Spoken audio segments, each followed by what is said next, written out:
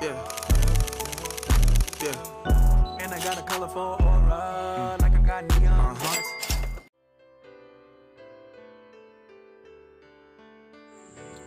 Ang Diocesan Shrine and Parish of St. Mary Magdalene sa Pilya Rizal ay opisyal na kinilala bilang Affiliate Church ng Minor Basilica of St. Mary Magdalene sa St. Maximin La Saint Baume, France, ang pangunahing dambana na paniniwalang naglalaman ng mga relics ni Santa Maria Magdalena.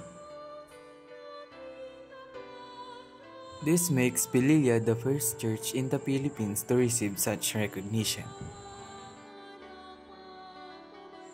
The partnership was formalized on July 22, the Feast of St. Mary Magdalene, through a declaration of support and recognition signed by Pililla Shrine Rector Padre Alfredo Meneses Jr.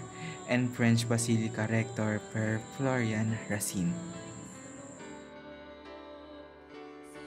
Ngayon, may spiritual connection na ang dalawang lugar ng pilgrimage na layong palawakin ang debosyon kay Santa Maria Magdalena sa Pilipinas at sa buong mundo.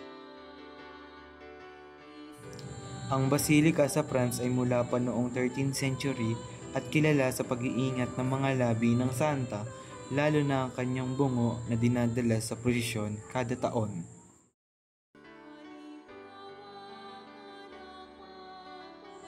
Ang dambana ng Pililla na itinatag ng mga Pransiskano noong 1583 ay isa sa pinakabinibisitang heritage na simbahan sa Rizal.